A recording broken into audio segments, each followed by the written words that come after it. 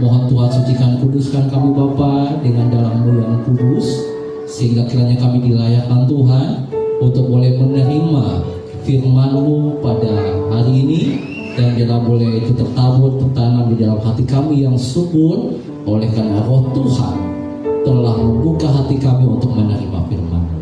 Maka berbicaralah Tuhan dan berkuasalah atas kami semua, baik hamba-Mu yang memberitakan firman-Mu dan juga umat-Mu sekalian yang mendengarkan dan merenungkan firman Tuhan. Roh-Mu Tuhan yang memampukan kami untuk melakukannya dalam setiap kehidupan kami lepas hari. Dalam nama Yesus Kristus kami sambut berkat. Haleluya. Amin. Jemaat terus makan dulu kembali. Shalom. Iya, baik Bapak Ibu yang diberkati oleh Tuhan kita Yesus Kristus. Pembacaan firman Tuhan kita pada hari ini terambil dalam kitab Hakim-Hakim pasal yang keempat, ayatnya yang ke-8 hingga ayatnya yang ke-9, dengan tema besar yaitu Allah hadir untuk menyelamatkan keluarga. Dan itu dalam tahun 2026 ini kita terus membahas tentang keluarga-keluarga Kristen atau tokoh-tokoh penting yang Tuhan taruh di dalam firman-Nya, ya, sebagai bahan perenungan kita sebagai keluarga-keluarga Kristen. Dan kita bersyukur bahwa kita bisa ada sampai saat ini semua oleh karena kebaikan Tuhan. Baik, Hakim-Hakim pasal yang keempat ayat 8 sampai 9. Silakan Bang Pupung bacakan atau kita mesti disiapkan ayatnya, ya.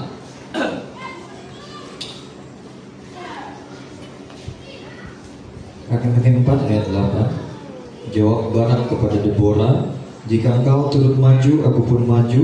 Tetapi jika engkau tidak turut maju, aku pun tidak maju. Ayat 9, kata Deborah, baik, aku turut. Hanya engkau tidak akan mendapat kehormatan dalam perjalanan yang engkau lakukan ini, sebab Tuhan akan menyerahkan Sisera ke dalam tangan seorang perempuan.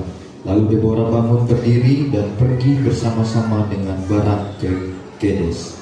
Ya, terima kasih. Baik Bapak Ibu yang diberkati oleh Tuhan, tema kita yang besar yaitu adalah Allah hadir untuk menyelamatkan keluarga. Kisah antara Deborah, Barak, tetapi penggembala tidak bawa Deborah dan Barak. Penggembala bawa satu pasangan yang sangat luar biasa, yaitu perempuan-perempuan yang Tuhan pakai, ya, untuk menyelamatkan bangsa Israel, yaitu salah satunya Deborah dan satunya lagi adalah Yael. Yael itu nanti kita akan baca di dalam ayatnya yang tolong baca Bang. Ayatnya yang mulai dari ayat 18 Bang. 18 sampai ayatnya yang ke-24. Tolong baca Bang. Ayat 18, Yael itu pun keluar mendapatkan Sisera dan berkata kepadanya, singgahlah tuanku, silakan masuk, jangan takut. Lalu singgahlah ia ke dalam kemah perempuan itu, dan perempuan itu menutupi dia dengan selimut. Kemudian berkatalah ia kepada perempuan itu, berilah kiranya aku minum air sedikit, aku haus. Lalu perempuan itu membuka kirbat susu, diberinyalah dia minum dan diselimutinya pula. Lagi katanya kepada perempuan itu, berdirilah di depan pintu kemah, dan apabila ada orang datang dan bertanya kepadamu, ada orang di sini? Maka jawablah, tidak ada. Tetapi Yael istri Heber mengambil patok kemah, diambilnya pula palu, mendekatinya diam-diam, lalu dilantakkannya patok itu masuk ke dalam pelipisnya sampai tembus ke tanah, sebab ia telah tidur nyenyak karena lelahnya. Maka matilah orang itu. Pada waktu itu muncullah Barak yang mengejar Sisera. Keluarlah Yael mendapatkan dia dan berkata kepadanya, mari aku akan menunjukkan kepadamu orang yang kau cari itu. Lalu masuklah Barak ke dalam, dan tampaklah Sisera mati tergeletak dengan patok dalam pelipisnya. Demikianlah Allah pada hari itu menundukkan Yabin, raja Kanaan, di depan orang Israel. Dan kekuasaan orang Israel kian keras menekan Yabin, raja Kanaan, sampai mereka melenyapkan Yabin, raja Kanaan itu. Iya. Bapak Ibu, seperti yang Pak Gembala pernah katakan bahwa kisah Hakim-Hakim ini merupakan kisah naik turunnya iman orang Israel. Ya, itu seperti sebuah siklus perputaran iman kehidupan orang Israel, di mana awalnya Tuhan pulihkan. Awalnya orang Israel mereka buat jahat di hadapan Tuhan. Setelah ini kan setelah zaman Yosua kan, orang Israel buat jahat di hadapan Tuhan. Tuhan hukum mereka lewat bangsa-bangsa sekitar yang mereka belum tumpah sepenuhnya pada zaman Yosua, ya, ketika mereka menduduki tanah Kanaan. Tuhan hukum mereka lewat bangsa-bangsa sekitar. Kemudian mereka berdoa sama Tuhan. Mereka berdoa sama Tuhan, berserah sama Tuhan. Tuhan angkat sebuah hakim. Ya, ada 13 hakim Bapak Ibu sampai pada terakhir hakim Eli, Samuel. Ya, Samuel terakhir. Ya, Tuhan sebelum nanti masuk pada raja-raja waktu itu, ya. Nah, ketika Tuhan pulihkan Bapak Ibu, karena Tuhan angkat hakim, kemudian Tuhan pulihkan. Nah, ya, habis Tuhan angkat hakim, Tuhan pulihkan, habis Tuhan pulihkan, setelah hakim itu mati, mereka buat dosa lagi. Nah, seperti itu. Jadi kadang-kala Bapak Ibu kita orang Kristen perputaran iman demikian, ya. Kita buat dosa di hadapan Tuhan, Tuhan hukum, ya. Kita mulai bertobat, kita sadar, kita minta tolong Pak Gembala doakan, Tuhan pulihkan, Tuhan berkati. Habis itu bukan Pak Gembala yang mati, Pak Gembala mungkin ini lupa lagi, akhirnya ya nggak tahu Pak Gembala inilah ya. Akhirnya kita mau dosa lagi. Begitu demikian kadang-kala Bapak Ibu kita demikian. Ya, perputaran iman kehidupan orang Kristen kadang-kala seperti demikian. Ya, salah Tuhan hukum, tobat, Tuhan angkat seorang hakim, Tuhan angkat seorang pemimpin, hamba Tuhan tegur, hamba Tuhan berdoa, pulih. Ya, begitu demikian. Nah, saudara, kisah Deborah ini menarik. Oleh karena Tuhan angkat seorang perempuan, dia sebagai seorang nabi, sebagai seorang hakim, ya, nabi yaitu Deborah, Bapak Ibu. Maka temanya sebenarnya adalah perempuan-perempuan hebat. Tetapi bagaimana oleh karena secara umum kita mau angkat sebuah tema kecil, yaitu adalah orang-orang Kristen yang hebat, saudara. Ya, orang-orang Kristen yang hebat, saudara. Saya mau katakan Bapak Ibu ada beberapa hal yang kita renungkan dalam kisah ini Bapak Ibu, ya, tentang Deborah dan Yael. Bagaimana Tuhan pakai perempuan-perempuan hebat ini untuk menolong bangsa Israel menumpas lawannya. Saudara, Tuhan mengajarkan dua hal saja Bapak Ibu yang Pak Gembala mau soroti di sini. Yang pertama, orang Kristen yang hebat jika dia melakukan firman Tuhan, itu yang pertama. Ya. Orang Kristen yang hebat itu adalah ketika dia melakukan firman Tuhan. Makanya di dalam ayatnya yang ke-9, Deborah bilang begini, ayat 89, kalau aku mau maju sama engkau, kalau aku mau maju sama kamu, kata sama Barak, kan ini Barak ini kan ibaratnya kayak ya panglimanya. Deborah ini kan nabinya. Panglima perangnya ini kan si Barak. Barak bilang sama Deborah, Deborah maju sama aku. Tanya, untuk berperang, ya. Deborah bilang, aku akan maju sama kamu, tapi ingat, Tuhan yang akan menyerahkan mereka itu lewat tangan seorang perempuan. Nah, saudara tuh yang diberkati oleh Tuhan Yesus Kristus, fokus kita ini saat ini kepada ibu-ibu, perempuan-perempuan hebat, ya. Mama, apa kata firman Tuhan kepada kita sebagai seorang perempuan-perempuan yang hebat? Saya mau tanya dulu. Kemarin yang angkat pekan, angkat tangan.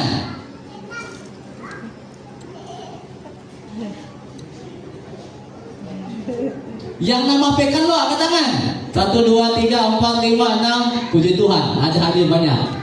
Ya. Jam berapa yang was? Oke. Sembahyang jam 7 malam. Jam berapa mandi?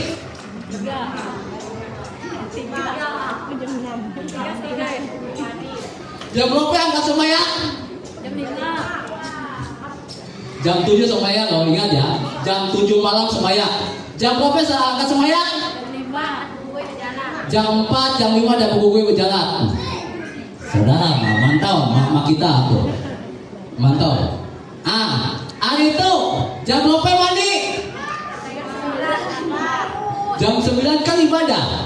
Jam berapa mandi? Setengah 9 ya tuh. Angkat dari langkah apa jam berapa? Haleluya.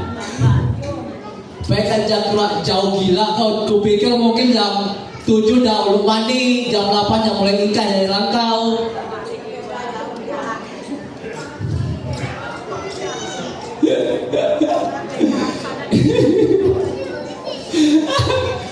Kalau kita bapak, kalau jam 7 mulai sembahyang, jam berapa angkat dengan kau? Kau pekan, angkat pekan, yang bisa angkat pekan, jam berapa angkat dengan kau? Kau bapak santai kau, nyalu. Kau bapak jam 7 kurang 10 pun agak puang gereja. Kalau mak nang coba jam 7 sembahyang, jam 6 dah penuh dalam gereja. Iya mak. Sekali pulang ke kampung, nunggu semenit jam 9 baru angkat dari rumah. Ada mama kau.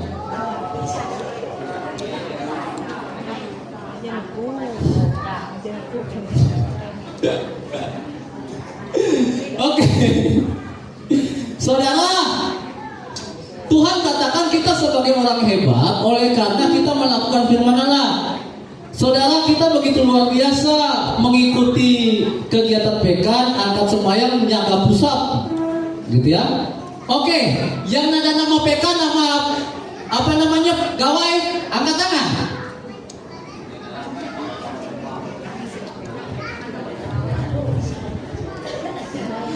Mana ngaku Ojo biar Tuhan yang pandai. Nggak ada, bagaimana nggak ada mungkin, nggak ada minggu, nggak ada. Tetapi Bapak Ibu Saudara, Tuhan hanya modal, ingat lakukan firman Tuhan. Kalau kita mau jadi hebat, ya orang yang melakukan firman Tuhan itu hebat. Apa kata-kata firman Tuhan bagi seorang perempuan? Ini kita kisah bapak ibu-ibu ya, bapak-bapak ya, supaya kita paham apa yang kisah ibu-ibu ini. Untuk kita Bapak Ibu bagi suami-suami.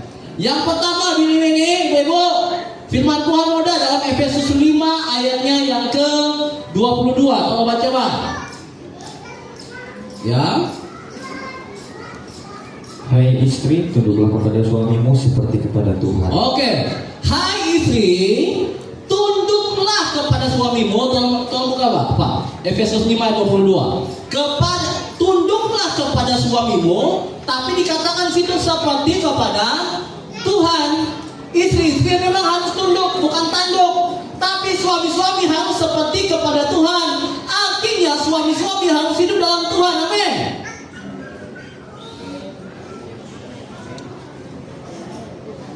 Bapak-bapak, suami-suami harus di dalam Tuhan. Tapi kalau bapak-bapaknya nggak di dalam Tuhan, istri-istri harus gimana? Tanduk. Rabu ya.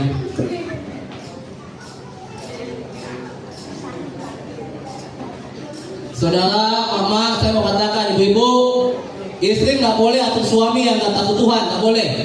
Karena di mana semua keputusan itu ada pada suami, bukan ada pada istri, itu keputusannya, ya. Tetapi caranya bagaimana supaya istri yang takut Tuhan bisa mengatur suami yang tidak takut Tuhan adalah lewat sikap hidupmu. Buka Pak, 1 Petrus pasal 3 mulai ayatnya yang kedua.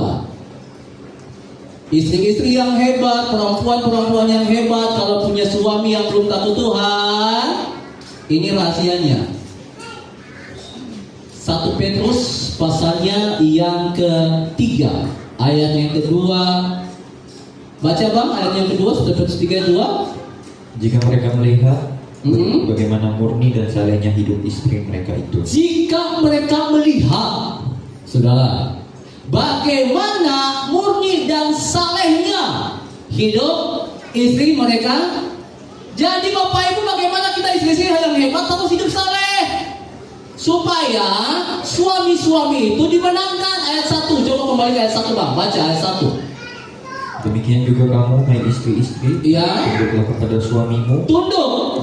Supaya jika ada di antara mereka yang tidak taat, jika di antara mereka tidak taat kepada firman atau tidak takut Tuhan, lalu mereka juga tanpa perkataan dimenangkan oleh kelakuan istrinya. Tanpa perkataan, mana menutup? Amin. Mana backup? Lelaki itu boleh, Bapak Ibu, serius. Saya lelaki tuh, kalau dari kena cewek aja gigap, kabur. Yang jurus laki-laki itu biasa tapi nggak tahu kita bapak-bapak itu berubah. Ya, mana di perut apa? Nggak usah banyak ngomong tanpa perkataan, tetapi melalui salehnya hidup.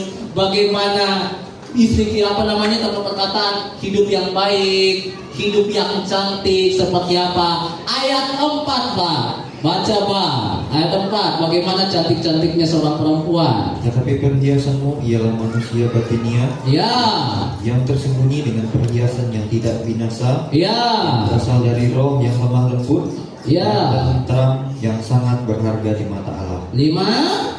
Sebab demikianlah caranya perempuan-perempuan kudus dahulu berdandan, yaitu perempuan-perempuan yang menaruh pengharapannya kepada Allah.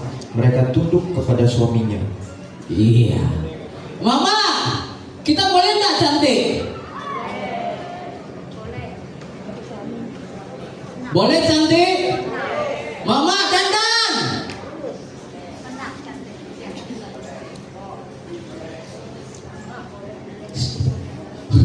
Baru kali itu kemarin di pekan toh, mama yang ada kalah dandan sekali agar pekan, woi mulai. Bukan malah sampai mie muncul jerawatnya gara-gara satu spon beda dipakai banyak. Atau tayo nggak kau. Ya, mama dandan mama. Ya, meskipun di langau pun kalau boleh dandan. Para lelaki itu palingan mantau istri-istrinya tuh kalau berdandan, Mbak. Amin, bapak-bapak. Undangkan daster ke gono, nyaru kau di langau. Daster ke daster. Angkat kili kulu pakai daster, nyaru kau.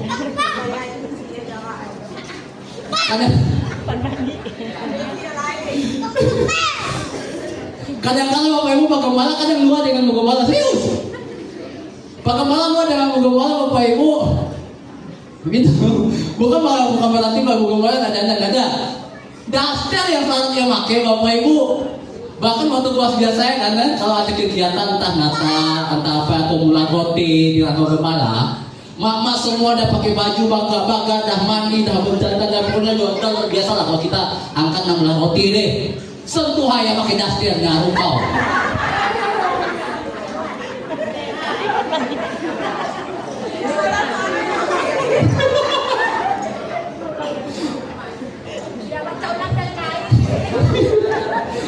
Kadang-kadang tayo sama tiku bukan malah tuh. Buke mani. Mata semua udah cantik-cantik tuh. Kau kediri pakai daster, opan mani. Makayo nyaru kau.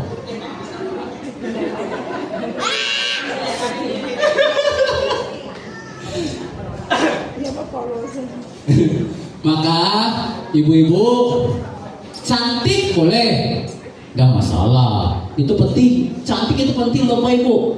Karena itu bapak ibu untuk membuat laki-laki itu betah di rumah. Serius. Salah satunya adalah dengan kecantikanmu. Tapi lebih baiknya bukan hanya cantik luar, cantik dalam juga. Amin ibu-ibu. Amin. Harus. Bukan hanya cantik luar. Ya, cantik dalam juga. Karena dari dalam itulah timbul kecantikanmu. Itu dia. Ya, apa penobal-nobal bodak kita? Penobal-nobal dalam ponsel alis dilukis-lukis. Penobal-nobal gincu. Kalau hati dia aja menutap ke gunung. Apa emosi ya? Amin ibu-ibu.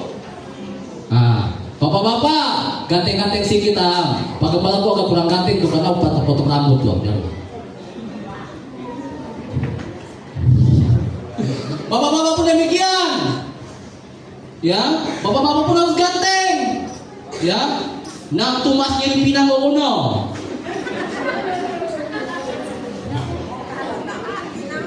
Nak tumas minum rokok gono. Tapi nak kikuk itu dah mau pinang.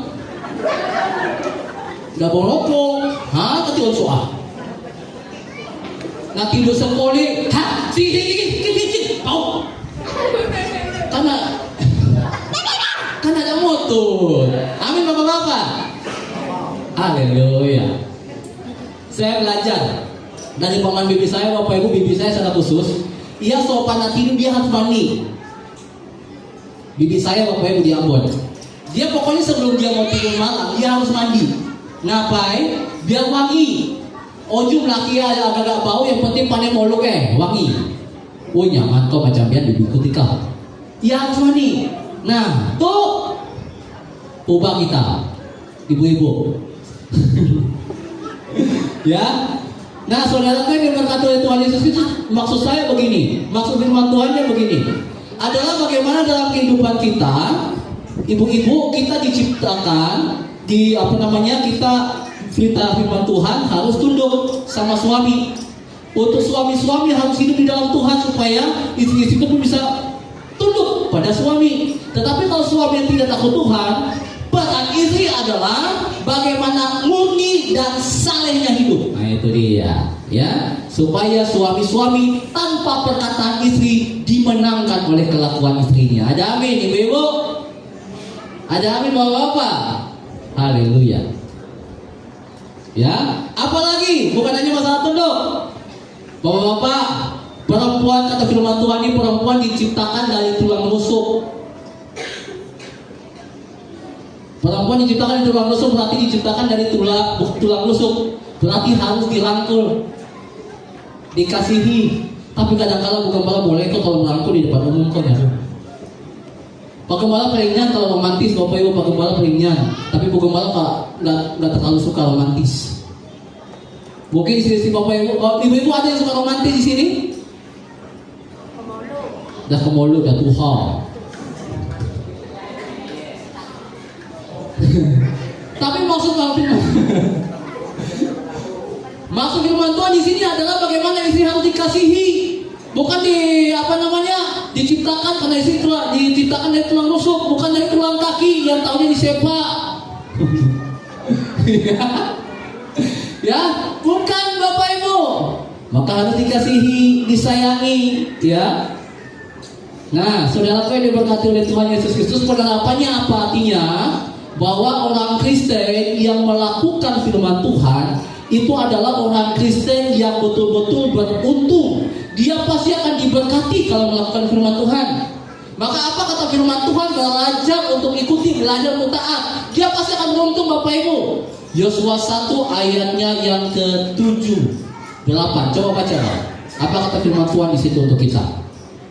Yosua pasal yang ke-1. Ini perkataan Tuhan kepada Yosua sebelum ia untuk merebut tanah Kanaan, memimpin bangsa Israel waktu itu.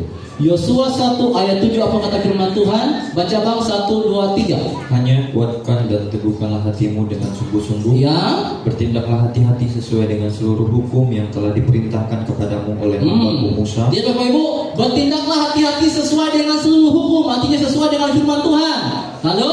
Janganlah menyimpang ke kanan atau ke kiri. Jangan menyimpang ke kanan atau ke kiri, supaya engkau beruntung kemanapun engkau pergi. Oke, cukup. Supaya engkau beruntung, Bapak Ibu yang diberkati Tuhan, ya. Maka saudara kalau mau diberkati, lakukan firman Tuhan. Unang bahaseti, baik koma, buat dosa sedikit, baik. Jangan Bapak Ibu, nggak bakal diberkati, ya. Itu yang pertama. Terakhir, yang kedua, sebagai orang Kristen yang hebat, bukan hanya dia melakukan firman Tuhan, ya. Seorang Kristen yang hebat adalah bagaimana dia juga berani melakukan apa yang benar dan tidak kompromi dengan apa yang salah. Ini kisah Yael, Bapak Ibu. Bapak Ibu tahu Yael? Yael ini Bapak Ibu, istri Yael ini punya istri Bapak Ibu, istri Yael ini Bapak Ibu. Dia punya hubungan baik sebenarnya dengan musuh karena dia orang Kanaan. Dia punya hubungan dengan baik dengan Sisera. Sisera ini panglima Kanaan yang menyerang Israel. Bapak Ibu lihat, oleh karena persahabatan ini, dia akhirnya ketika panglima Sisera itu Bapak Ibu kabur, oleh karena Tuhan telah menyerahkan orang Kanaan pada saat itu kepada Deborah dan Barak. Bapak Ibu, dia kabur akhirnya ke rumah Israel ini. Israel Bapak Ibu nyambut dengan baga-baga, dengan bagus. Dikasih susu, ini penyambutan yang sangat baik. Dikasih susu, dikasih selimut untuk tidur, Bapak Ibu.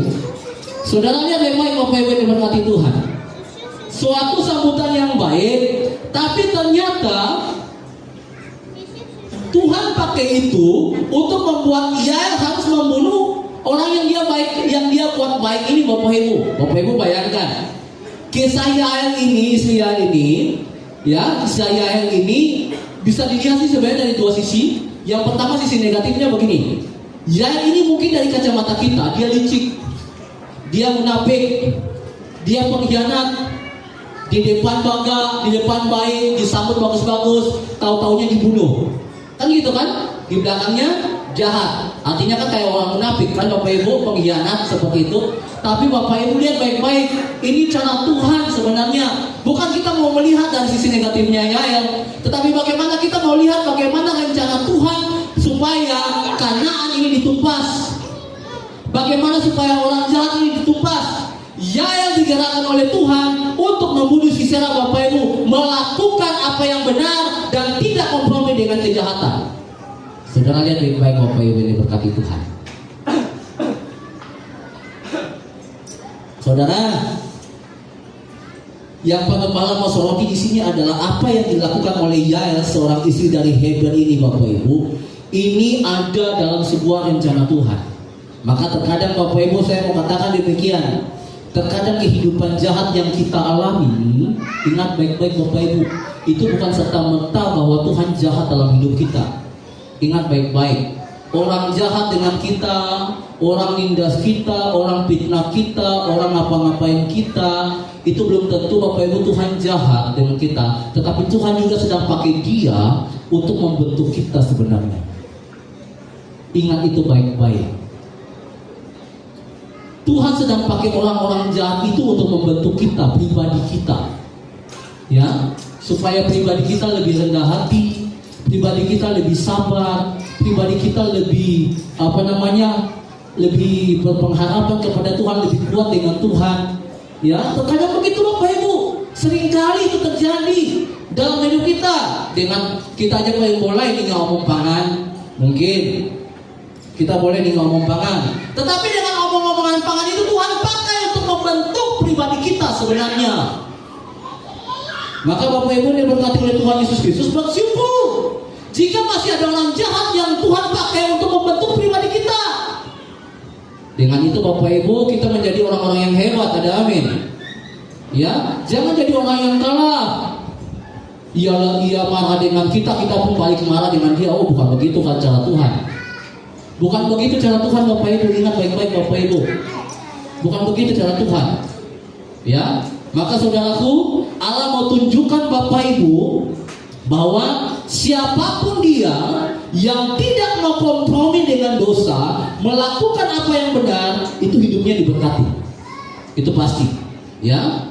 Dan ketika dengan kejahatan-kejahatan yang dia alami dalam hidupnya, dalam hidup kita Bapak Ibu, kejahatan-kejahatan yang kita alami dalam hidup kita, itu betul-betul akan Tuhan pakai untuk membentuk hidup kita, membentuk pribadi kita.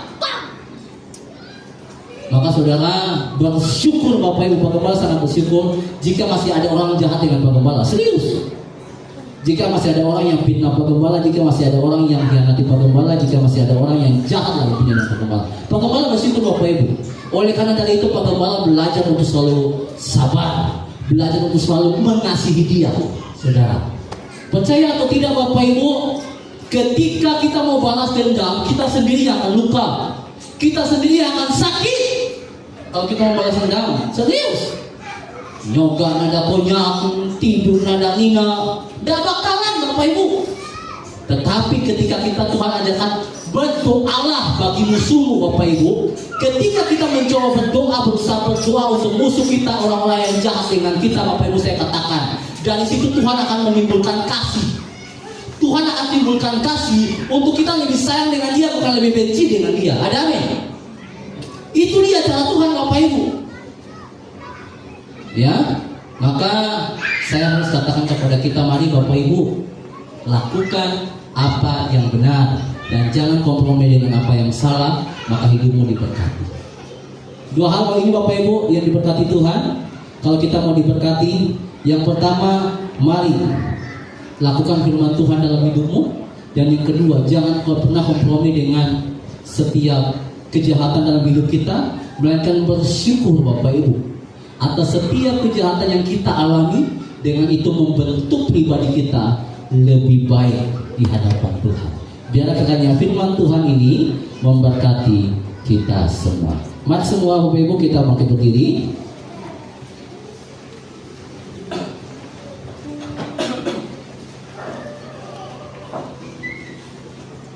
Kita bersatu.